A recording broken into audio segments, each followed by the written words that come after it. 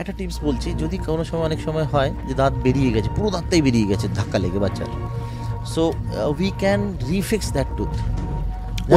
ওই দাঁতটাই যেন কিসে রাখতে হয়? দুধে, মিল্ক।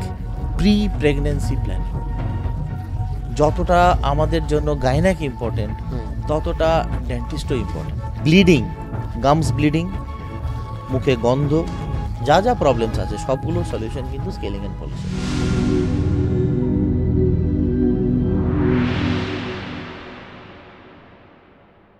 ইন জেনারেল ধরো আমার ক্ষেত্রে ধরো আমি 6 মাস না 1 বছর অন্তর অন্তর যাই, আমি অফ ক্যামেরাও যেটা বলছিলাম।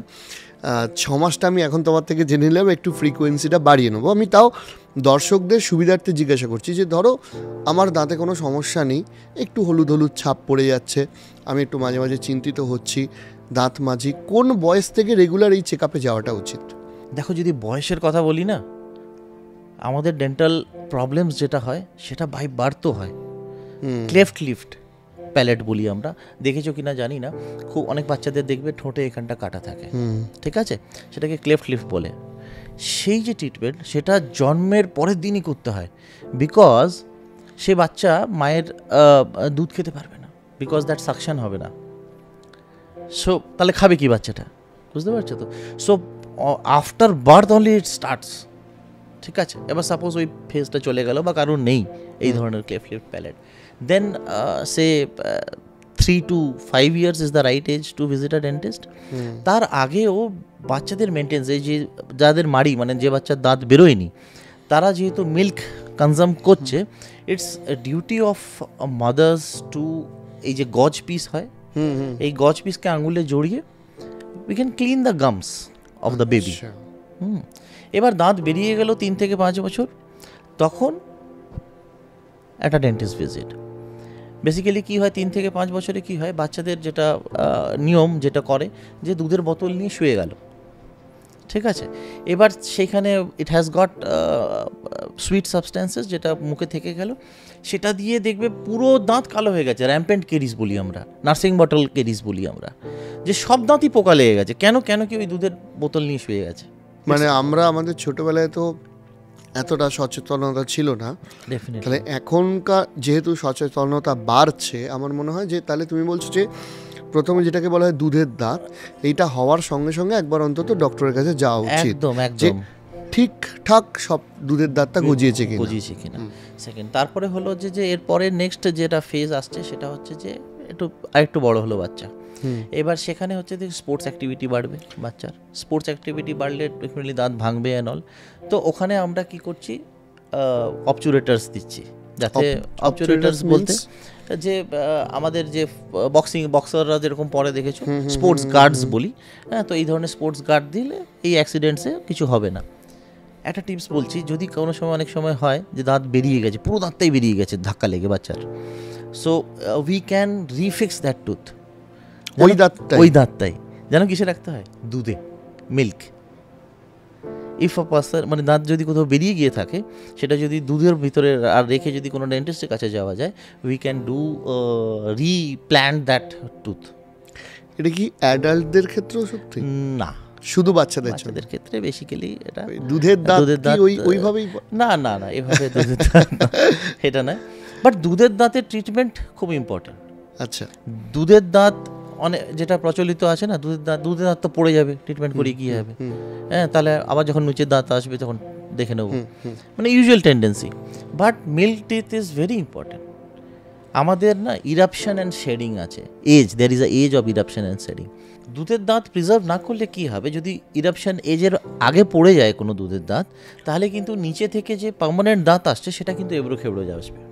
এবার তো অনেকেরই ধরো, যেহেতু আমাদের এখানে অনেক টিনেজার্স, কলেজ স্টুডেন্ট, ইনফ্যাক্ট চাকরিজীবী সবাই দেখছে, এবার ফ্যামিলি হয়ে গেলে তো এত কনসাসনেস থাকে না ইন জেনারেলি বাঙালি এজগুলো জিজ্ঞেস করছিলে পরপর। আমি বলছি যে ধরো, যেহেতু তুমি বললে যে এই যে বেঁকা দাঁত হয়তো অনেকের হয়ে যেতে পারে, এবার যাদের হয়ে গেছে, এইটা কি সুন্দরভাবে অ্যালাইনমেন্ট করার সব পদ্ধতি আছে? তুমি এজ গ্রুপের থেকে সরে যাচ্ছ টপিক থেকে। আচ্ছা, এজ যেটা বলছিলাম, বাচ্চাদের হয়ে গেল, অ্যাডোলেসেন্ট বললাম, তোমার স্পোর্টস গার্ড হয়ে গেল, এর পরের যে এজটা সেটা হচ্ছে ডেটিং এজ।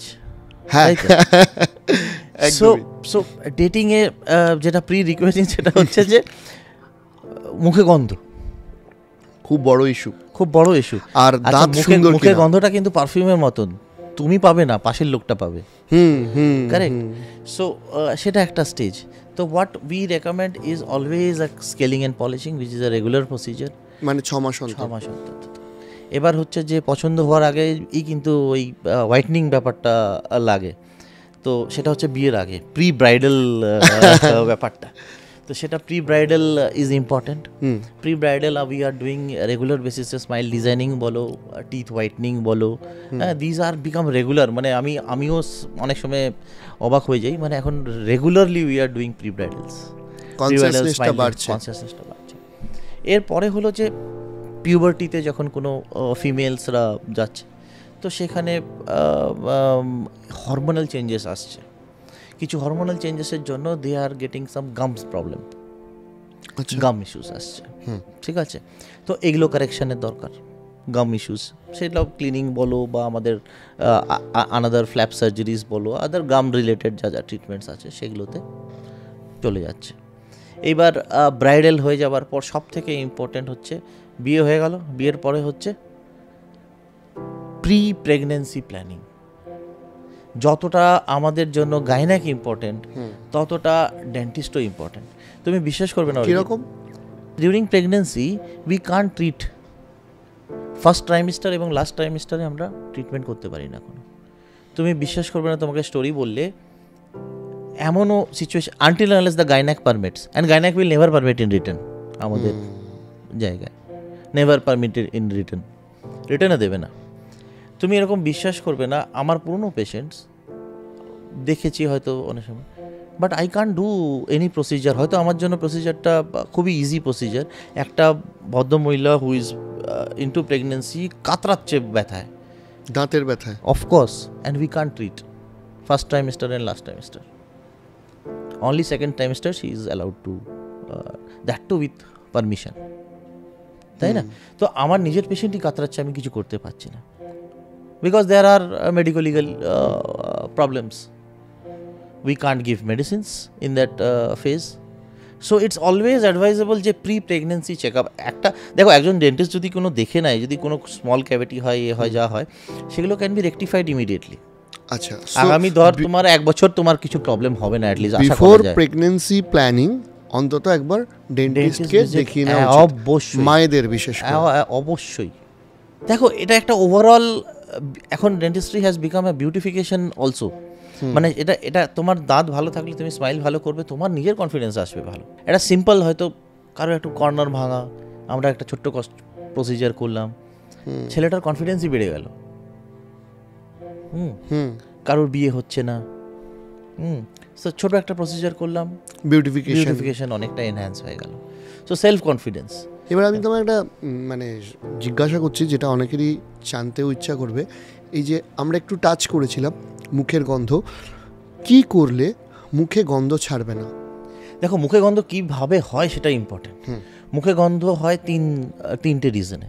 এক হচ্ছে আমাদের নিজেদের ওরাল ব্যাকটেরিয়া যেটা আছে, সেটা হচ্ছে দাঁতের উপরে একটা প্লাক এবং ক্যালকুলাস বলি, খাওয়ার থেকে থেকে থেকে থেকে থেকে থেকে সলিডিফিকেশন হয়ে গেল, সেটাকে বললি আমরা ক্যালকুলাস, সেটা থেকে একটা মুখের গন্ধ। সেকেন্ড হচ্ছে যে টাঙ্গের উপরে ব্যাকটেরিয়াল লেয়ার, ঠিক আছে, সেটা থেকে মুখের গন্ধ। থার্ড হচ্ছে গাট থেকে আসছে, মিনস পেটের ভেতর থেকে মুখের গন্ধ। এর সলিউশনটা কি হতে পারে?